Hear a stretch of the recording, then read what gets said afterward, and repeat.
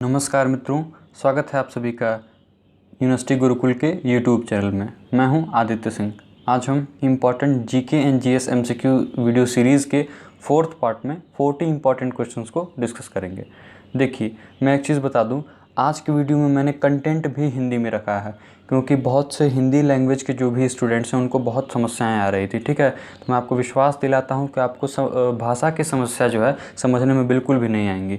और देखिए, मैं बताऊं, यहाँ पे जो भी समस्याएं आएंगी आप मुझे कमेंट बॉक्स में ज़रूर बताएंगे। देखिए, इस वीडियो की शुरुआत करने से पहले मैं आपको बताना चाहूँगा कि मैंने पिछले वीडियो में आपसे 3 प्रश्न पूछे थे, उसका आंसर मैं यहाँ पहले बताऊँगा, उसके बाद मैं वीडियो की शुरुआत करूँगा। देखिए, मैंने पिछले वीडियो में आपसे एक प्रश्न पूछा था। मेरा पहला प्रश्न था वर्ल्ड लिटरेसी डे यानी कि विश्व साक्षरता दिवस कब मनाया जाता है, तो वह जो है 8 सितंबर को मनाया जाता है। दूसरा प्रश्न था गिरनार अभिलेख किससे संबंधित है, तो गिरनार अभिलेख जो है वह रुद्रदमन से संबंधित है। तीसरा प्रश्न था एस्टीमेट कमेटी यानी कि इसका आंसर होगा estimate committee, largest committee of the parliament. ठीक है, यानी कि संसद की सबसे बड़ी समिति कौन सी होती है, तो वह है प्राक्कलन समिति, इसको इंग्लिश में क्या कहते हैं, एस्टीमेट कमेटी। ठीक है, बिल्कुल क्लियर हो गया। इसके 30 सदस्य होते हैं। देखिए, और आज की वीडियो की शुरुआत करने से पहले भी आज मैं 3 प्रश्न पूछूंगा आपसे। मेरा पहला प्रश्न होगा सांख्यिकी दिवस कब मनाया जाता है, यानी भारत में सांख्यिकी दिवस कब मनाया जाता है। मेरा दूसरा प्रश्न होगा जारवा जनजाति भारत में कहाँ निवास करती है। मेरा तीसरा प्रश्न होगा वर्ल्ड ट्रेड ऑर्गेनाइजेशन यानी विश्व व्यापार संगठन की स्थापना कब हुई थी। आप इन तीनों प्रश्नों का उत्तर मुझे कमेंट बॉक्स में बताएंगे। चलिए, अब हम आज की वीडियो की शुरुआत करते हैं। देखिए, और जैसा कि आप जानते ही हैं कि ये video series primarily Allahabad university को फोकस्ड है, लेकिन और भी यूनिवर्सिटीज़ की प्रिपरेशन इसी वीडियो के साथ चलती रहेगी। देखिए, हम आज के पहले क्वेश्चन की ओर चलते हैं। निम्नलिखित में से किस राज्य ने 3 स्थानों पर अपनी राजधानी तय की है। प्रश्न हमारा बिल्कुल आसान सा है कि which state has confirmed 3 Capitals. एक तरीके से यही प्रश्न है, तो उसका करेक्ट आंसर क्या हो जाएगा। देखिए, हम यहाँ पे इसका करेक्ट आंसर हो जाएगा हमारा आंध्र प्रदेश। कौन सा है वो, आंध्र प्रदेश। ठीक है, अब आप तीनों कैपिटल्स को जाके देखेंगे। ठीक है, अलग अलग कैपिटल्स हैं, हैदराबाद है, अमरावती है और एक और कैपिटल है, आप इन सबको जाके देखेंगे। ठीक है, हमारा अगला प्रश्न होगा निम्न में से कौन से राज्य का मानव विकास सूचकांक सबसे अधिक है। हमसे प्रश्न पूछ रहा है कि which state has the highest human development index. ठीक है, तो वह कौन सा राज्य है, तो वह है केरल। देखिए, चूँकि केरल विकसित राज्य है, वहाँ साक्षरता दर भी अच्छा है, वहाँ का स्वास्थ्य व्यवस्था भी अच्छा है, हर तरीके से वह मतलब कि अच्छा राज्य है। ठीक है, देखिए इन सब इंडेक्स में काफ़ी ऊंचा भी है, वहाँ पे साक्षरता दर भी काफ़ी अच्छी। तो इस तरीके से आप इसको बिल्कुल आसानी से याद रख सकते हैं कि केरला जो है मानव विकास सूचकांक में सबसे ऊपर है भारत में। ठीक है, अब देखिए, अगर हम बात करें किसको संयुक्त राज्य अमेरिका में भारत का राजदूत नियुक्त किया गया है, हमसे प्रश्न यह पूछ रहा है कि who has been appointed as the ambassador of India to the USA. ठीक है, हमसे प्रश्न यही कह रहा है, तो इसका करेक्ट आंसर हो जाएगा तरनजीत सिंह संधू। अगर हम दूसरे ऑप्शन की बात करें हर्षवर्धन श्रृंगला जी कौन है, तो हर्षवर्धन श्रृंगला जी जो हैं वर्तमान में भारत के विदेश सचिव हैं। राजनाथ सिंह जी कौन है, राजनाथ सिंह जी भारत में वर्तमान में रक्षा मंत्री हैं। हमारा अगला क्वेश्चन है संयुक्त सैन्य प्रशिक्षण अभ्यास अजय वारियर 2020 भारत और किस देश के बीच संपन्न हुआ था। देखिए, यह जो अजय वारियर प्रशिक्षण था, सैन्य प्रशिक्षण था, यह भारत और यूनाइटेड किंगडम, ठीक है, यूके ब्रिटेन के साथ यह संपन्न हुआ है हाल ही में। देखिए, हमारा अगला प्रश्न हो जाएगा संघ लोक सेवा आयोग के अध्यक्ष कौन है, यानी भारत के वर्तमान में संघ लोक सेवा आयोग के अध्यक्ष कौन है। ठीक है, तो इसके अध्यक्ष कौन है, प्रदीप कुमार जोशी जी। देखिए, इसके पूर्व कौन थे अध्यक्ष, तो अरविंद सक्सेना जी थे। और देखिए, यहाँ पे हम बात करें अगर सुनील अरोड़ा जी, तो सुनील अरोड़ा जी वर्तमान में भारत के मुख्य निर्वाचन आयुक्त हैं। ठीक है, चीफ इलेक्शन कमिश्नर हैं। ठीक है, हम अगले क्वेश्चन को चलते हैं। देखिए, हमारा नेक्स्ट क्वेश्चन होगा आपसे समान नागरिक संहिता किस अनुच्छेद में वर्णित है। ठीक है, in which article uniform civil code has been described, हमारा यही क्वेश्चन है और इसका करेक्ट आंसर क्या हो जाएगा, आर्टिकल 44। ठीक है, अनुच्छेद 44 में यह वर्णित है। अब देखिए, अगर हम अनुच्छेद 41 की बात करें, आर्टिकल 41 में क्या है, राइट टू वर्क यानी काम का अधिकार।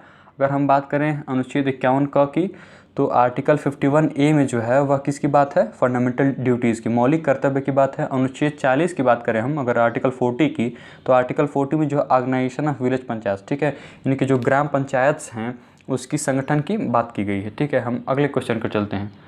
हमारा नेक्स्ट क्वेश्चन है भारतीय संविधान सभा के प्रारूप समिति में कुल कितने सदस्य थे। भारतीय संविधान सभा के प्रारूप समिति में कुल कितने सदस्य थे, how many members were there in the drafting committee of constituent assembly. इसका करेक्ट आंसर हो जाएगा 7। ठीक है, इसका करेक्ट आंसर क्या होगा 7। अब देखिए इस प्रारूप समिति के अध्यक्ष कौन थे, डॉक्टर बी आर अम्बेडकर। इसको भी आप बिल्कुल ध्यानपूर्वक याद रखेंगे। हमारा नेक्स्ट क्वेश्चन होगा, भारतीय संविधान सभा का संवैधानिक सलाहकार कौन था। Who was the constitutional adviser of the constituent assembly. हमसे प्रश्न यही पूछ रहा है, तो इसका आंसर होगा हमारा बी एन राव जी। कौन था, बी एन राव जी। अब देखिए डॉक्टर राजेंद्र प्रसाद जी के बारे में बात करें तो डॉक्टर राजेंद्र प्रसाद जी जो है संविधान सभा के अध्यक्ष थे। अगर बात करें बी आर अम्बेडकर जी की तो ये प्रारूप समिति के अध्यक्ष थे। अगर हम बात करें सी राजगोपालाचारी की तो यह जो है भारत में प्रथम भारतीय गवर्नर जनरल थे। यानी स्वतंत्र भारत के प्रथम भारतीय गवर्नर जनरल कौन था, तो यह थे सी राजगोपालाचारी जी। ठीक है, अगले क्वेश्चन को चलते हैं। हमारा नेक्स्ट क्वेश्चन होगा, भारतीय संविधान की प्रस्तावना में पंथ निरपेक्ष व समाजवादी शब्द जोड़े गए।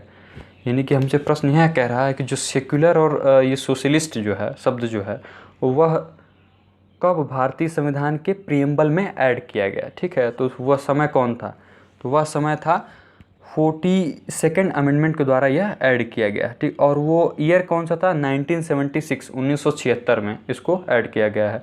अगर हम बात करें 44th संशोधन की यानी 44th कॉन्स्टिट्यूशनल अमेंडमेंट की, तो यह जो है राइट टू प्रॉपर्टी को मौलिक अधिकार से हटाकर कानूनी अधिकार में सम्मिलित कर दिया। कौन सा, 44th constitutional amendment. Right to property अभी वर्तमान में कहाँ पर है, तो वह आर्टिकल 300 कॉम यानी अनुच्छेद जो 300 सबसेट ए है उसमें वह अभी हमको मिलता है। कौन सा, राइट टू प्रॉपर्टी यानी संपत्ति का अधिकार। 52वें संशोधन की बात करें तो इसमें जो दल विदल कानून जो आया था, ठीक है, यानी कि एंटी डिफेक्शन लॉ जो आया था वह 52वें संशोधन के माध्यम से ही आया था। और यह किस अनुसूची में उल्लिखित है, तो यह 10वीं अनुसूची में 10th शेड्यूल में इसका डिस्क्रिप्शन आप पाएंगे। और यह कब आया था, 1985 1985 में एंटी डिफेक्शन लॉ आया था। ठीक है, और देखिए हमारा 61st क्वेश्चन 61st दिया है यहाँ पे। इसके बारे में अगर बात करें तो इसके माध्यम से जो मताधिकार का हमारा मताधिकार का उम्र है, यानी कि जो पहले 21 वर्ष था मताधिकार यानी मत देने के योग्य बनने के लिए, पहले हमारे यहाँ क्या था उम्र, न्यूनतम उम्र 21 वर्ष, लेकिन वर्तमान में वह क्या है 18 वर्ष। तो वह 18 वर्ष किस संविधान संशोधन द्वारा किया गया था, तो वह 61वें संविधान संशोधन द्वारा किया गया था। उस समय भारत के प्रधानमंत्री कौन थे, राजीव गांधी जी। ठीक है, अगले क्वेश्चन को चलते हैं। हमारा नेक्स्ट क्वेश्चन है, भाषा के आधार पर राज्यों का पुनर्गठन स्टेट्स रिऑर्गेनाइजेशन किस वर्ष में किया गया। ठीक है, तो इसका करेक्ट आंसर होगा 1956। इसका करेक्ट आंसर क्या होगा, 1956। देखिए 1947 में हमारा देश आज़ाद हुआ। 1951 में भारत में पहली प्रथम पंचवर्ष योजना लागू की गई। 1960 में अगर हम बात करें तो गुजरात और महाराष्ट्र जैसे राज्य जो है उनका निर्माण यानी कि वो बनाया गया कब, 1960 में 1960 में। ठीक है, बिल्कुल क्लियर हो गया। अगले क्वेश्चन को चलते हैं। भारतीय संविधान का कौन सा भाग केंद्र शासित प्रदेशों के बारे में बताता है। अब देखिए अगर हम बात करें, हमसे प्रश्न यह पूछ रहा है कि यूनियन टेरिटरीज़ जो है वह भारतीय संविधान के किस पार्ट में डिस्क्राइब्ड है। ठीक है, तो वह कौन सा पार्ट है, पार्ट जो है वह 8 है। ठीक है, यानी भाग 8 में जो है केंद्र शासित प्रदेशों के बारे में बताया गया है। अब देखिए अगर और भी ऐसे क्वेश्चंस पूछेंगे तो आप उनको बिल्कुल आसान वे में और डिटेल वे में पढ़ लेंगे अगर, तो बिल्कुल आपको कोई कठिनाई नहीं होगी। अगले क्वेश्चन को चलते हैं। स्वतंत्र भारत की लोकसभा का पहला अध्यक्ष कौन था। हमसे यह पूछ रहा है कि who was the first speaker of the Lok Sabha of independent India. तो इसका करेक्ट आंसर हो जाएगा जीवी मावलंकर जी। और देखिए सरदार पटेल जी के बारे में अगर हम बात करें तो सरदार पटेल जी हमारे देश के पहले उप प्रधानमंत्री थे। ठीक है, और गृह मंत्री भी थे, पहले गृह मंत्री भी सरदार पटेल जी थे। अगर हम बात करें कि स्वतंत्र भारत की लोकसभा का पहला उपाध्यक्ष कौन था, तो वह थे M.A. अयंगर। वह कौन थे, M.A. अयंगर। उनका पूरा नाम थोड़ा सा बड़ा है इसलिए आप M.A. अयंगर भी याद कर सकते हैं। अगले क्वेश्चन को चलते हैं। हमारा नेक्स्ट क्वेश्चन है कि इस एक अनुच्छेद को डॉक्टर आम्बेडकर ने संविधान का आत्मा कहा है।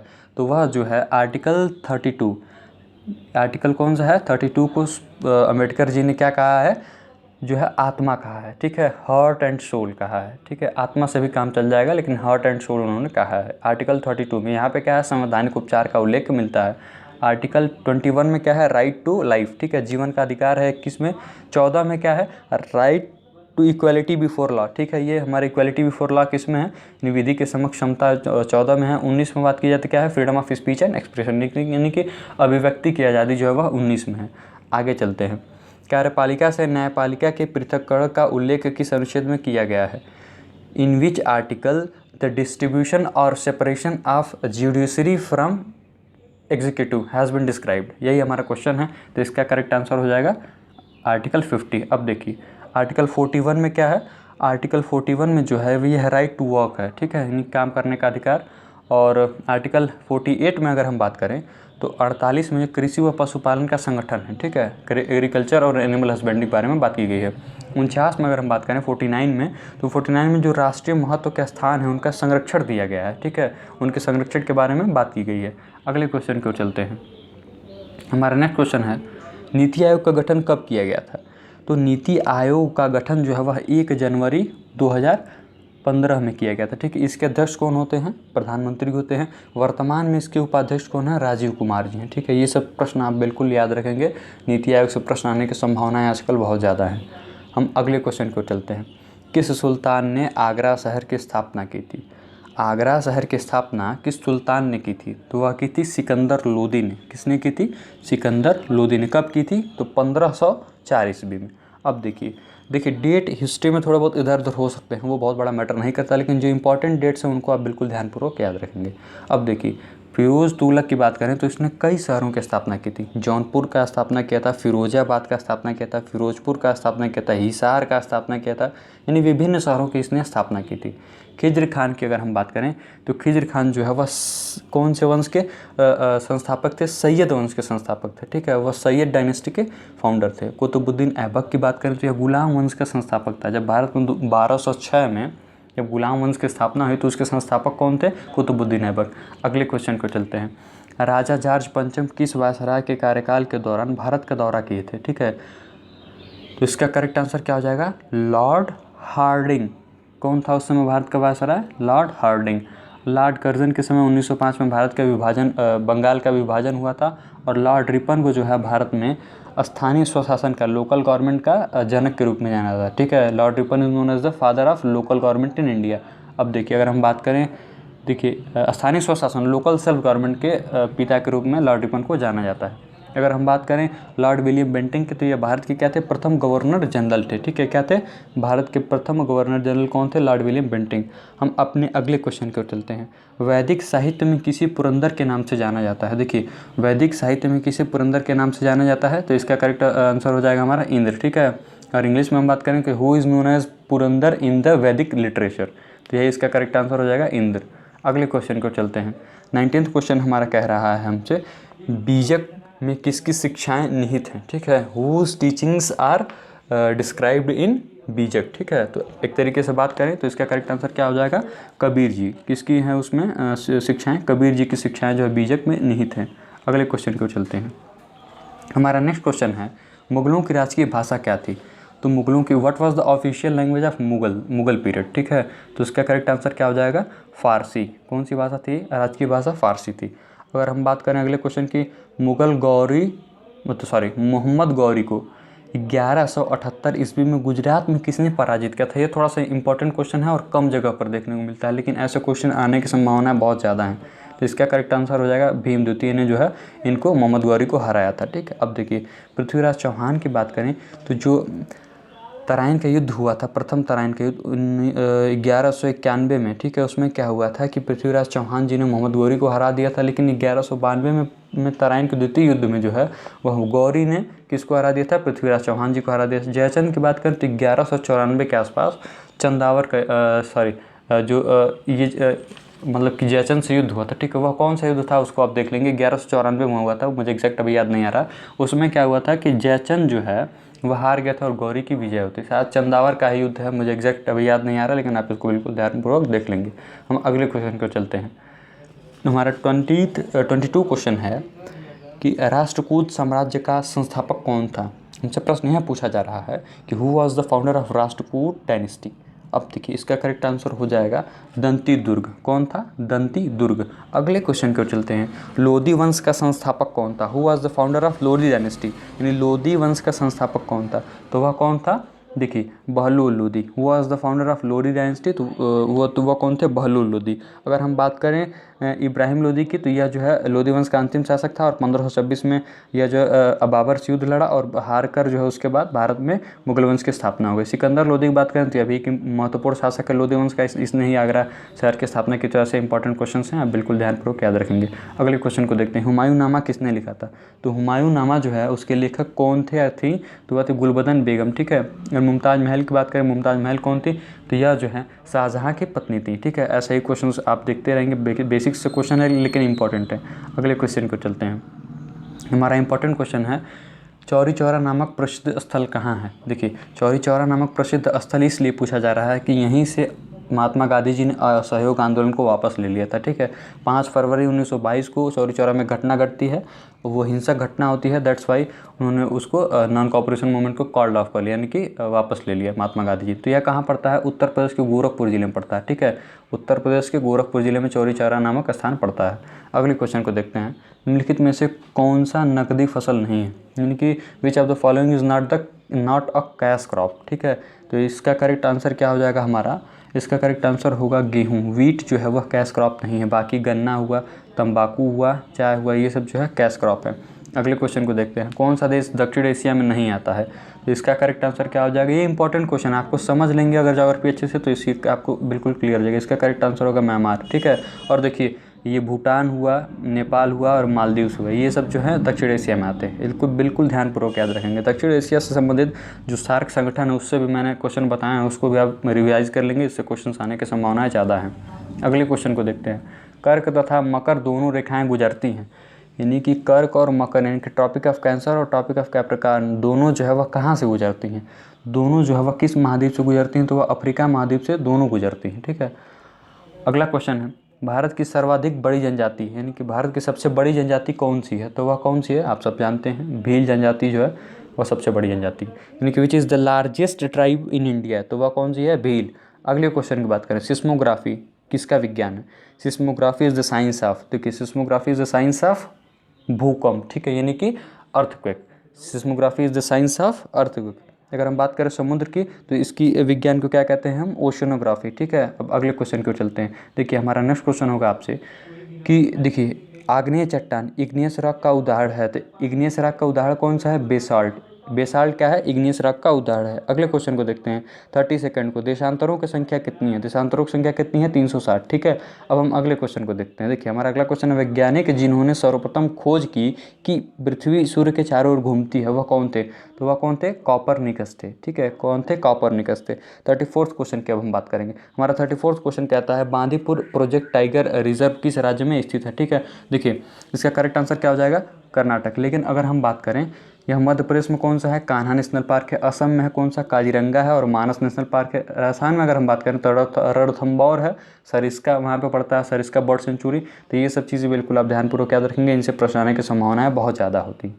अगला क्वेश्चन है, भारत में मसालों का सर्वाधिक उत्पादन है, यानी कि सर्वाधिक उत्पादक राज्य कौन सा है? Which is the largest producer of spices in India, ठीक है, ऐसा ही है, which is the largest producer of spice in India. तो इसका करेक्ट आंसर क्या हो जाएगा? केरल में जो सबसे अधिक यानी सर्वाधिक मसाले का उत्पादन होता है।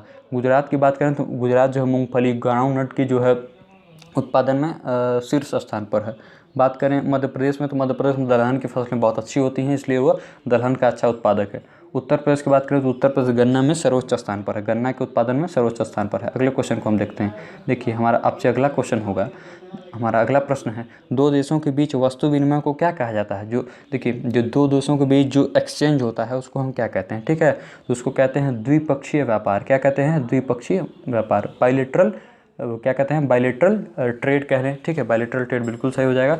अगर हम आगे बात करते हैं, 37वां क्वेश्चन है, भारतीय स्टेट बैंक की स्थापना किस वर्ष हुई? यानी कि जो स्टेट बैंक ऑफ इंडिया है उसकी स्थापना कब हुई थी? When was state bank of India was established? तो इसका करेक्ट आंसर क्या हो जाएगा? 1955। इसके पहले इसके अनेक नाम थे, इंपीरियल बैंक ऑफ इंडिया और बहुत से नाम थे इसके, तो आप वो बहुत ज़रूरी नहीं है, लेकिन 1955 के बाद से जब से स्टेट बैंक बना है ये बहुत ज़रूरी हो गया हमें जानना। उसके बाद अगर हम बात करें 38 नंबर की, केंद्रीय सांख्यिकी संगठन सेंट्रल स्टैटिस्टिकल ऑर्गेनाइजेशन की स्थापना कब हुई? ठीक है, तो इसका करेक्ट आंसर क्या हो जाएगा? देखिए, इसका करेक्ट आंसर हो जाएगा बी, 1951 में, 2 मई 1951 को, यानी 2 मई 1951 में सेंट्रल स्टैटिस्टिकल ऑर्गेनाइजेशन की स्थापना हुई थी। इसका हेडक्वार्टर कहाँ पे है? न्यू दिल्ली में। और एक चीज़ और देखिए, यह जो है ministry of statistics and programme implementation के अधीन आता है। ठीक है, बिल्कुल क्लियर है। अगले क्वेश्चन को देखते हैं। और देखिए एक चीज़ और, यहाँ पे 1952 दिया है, तो 1952 में 6 अगस्त को यानी 6 अगस्त 1952 में 1952 में NDC नेशनल डेवलपमेंट काउंसिल राष्ट्रीय विकास परिषद की स्थापना हुई थी।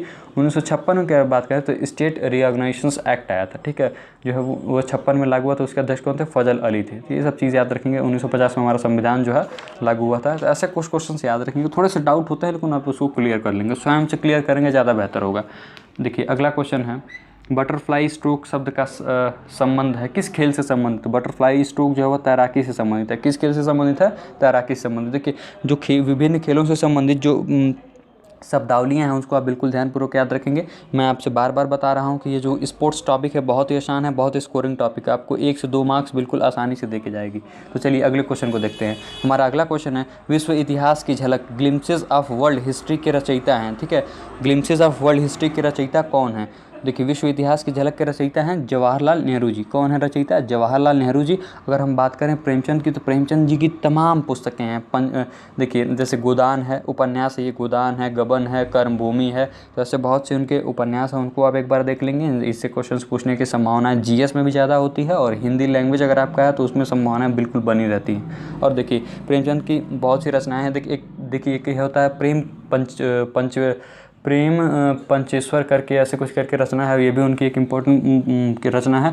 और महात्मा गांधी जी की आप जानते हैं नवजीवन पत्रिका है, हरिजन पत्रिका है, तमाम पत्रिकाएं इनकी हैं। और एक इनकी ऑटोबायोग्राफी है, उसका नाम है माई एक्सपेरिमेंट्स विद ट्रूथ। तो ऐसे करके अगर आप पढ़ेंगे बिल्कुल आसान वे में, बिल्कुल डिटेल वे में, तो आपको कोई समस्या नहीं होगी, आप एग्ज़ाम में बिल्कुल अच्छा करके आएंगे। मेरी शुभकामनाएं आपके साथ हैं। तो चलिए अब हम अगले वीडियो में मिलेंगे। और हाँ, अगर आपने सभी क्वेश्चंस को किया है तो आप मुझे बताएंगे अपना स्कोर, आपने कमेंट बॉक्स में कितना स्कोर किया है। और कोई भी अगर आपको फीडबैक हो तो आप मुझे कमेंट बॉक्स में बताएंगे। Thank you for giving your valuable time. और चैनल को लाइक करिए, शेयर करिए, सब्सक्राइब करिए। बहुत बहुत धन्यवाद।